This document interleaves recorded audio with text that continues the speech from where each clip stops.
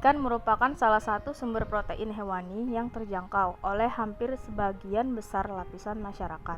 Selain mengandung banyak asam amino esensial, ikan juga mengandung omega 3, omega 5, dan omega 6 yang berperan dalam mengontrol kadar kolesterol dalam darah, serta untuk pertumbuhan otak terutama bagi balita dan anak-anak. Peningkatan produksi pada usaha budidaya ikan diharapkan tidak hanya menjamin ketersediaan sumber protein hewani asal ikan, tetapi sekaligus meningkatkan kesejahteraan seluruh komponen yang terlibat dalam proses produksi, terutama pembudidaya ikan. Namun, tujuan dan harapan tersebut sering terkendala oleh masalah penyakit dalam proses produksi yang mengakibatkan penurunan target produksi, kerugian, dan bahkan kegagalan usaha budidaya. Secara umum, penyakit pada ikan dibedakan menjadi dua kelompok, yaitu penyakit infeksius dan non-infeksius. Penyakit infeksius disebabkan oleh organisme patogen yang ada dalam lingkungan atau terbawa oleh media pembawa lain. Penyakit non-infeksius biasanya disebabkan oleh masalah lingkungan, defisiensi nutrisi, atau abnormalitas genetis. Pada budidaya ikan dikenal dengan istilah hama. Hama adalah organisme yang salah satu fase atau keseluruhan siklus hidupnya merugikan atau mengakibatkan gangguan pada ikan budidaya, baik secara langsung maupun tidak langsung. Hama ikan pertama yaitu yuyu atau kepiting merupakan predator di kolam pembenihan dan pendederan ikan, terutama pada budidaya ikan. Yuyu atau kepiting memangsa benih dengan cara menangkap benih menggunakan dua capitnya.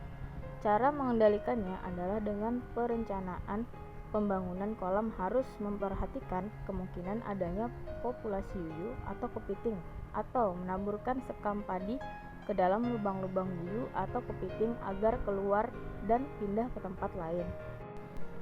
Belut dan ular memangsa puluhan hingga ratusan ekor benih ikan per hari. Belut hidup sepenuhnya di air bersama ikan yang dipelihara, bersembunyi di dasar kolam yang berlumpur atau membuat lubang di pematang kolam. Pengendalian terhadap hama belut sebaiknya kolam dibuat dari beton atau tembok untuk menghindari belut bersarang. Burung pemangsa ikan biasanya berburu secara berkelompok. Cara pengendalian hama burung adalah dengan melakukan pengusiran terhadap kehadiran burung dan memasang jaring pada atas kolam. Kompetitor masuknya jenis organisme lain ke kolam pemeliharaan selain menjadi pesaing untuk mendapatkan pakan juga akan menyebabkan terjadinya kompetisi untuk memperoleh oksigen dan ruang gerak. Pengganggu atau pemangsa dapat berupa organisme atau aktivitas lain di luar budidaya ikan yang keberadaannya dapat mengganggu ikan dan memangsa ikan seperti biawak.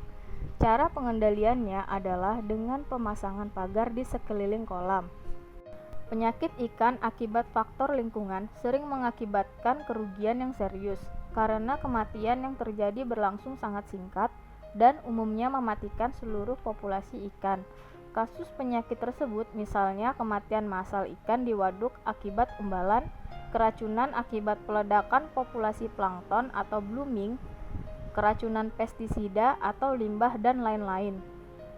Limbah polutan seperti pestisida, insektisida, polutan limbah industri, dan limbah rumah tangga dapat mencemari kolam ikan dan menyebabkan ikan sakit dengan berbagai kondisi.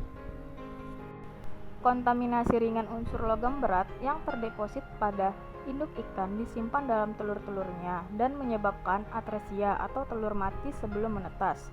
Pengendaliannya adalah mencegah terjadinya kontaminasi dapat menggunakan filter pengubah ion atau pemberian ETA yang dapat menyerap logam berat, atau ikan yang masih hidup segera dipindahkan ke kolam lain yang tidak mengandung bahan beracun.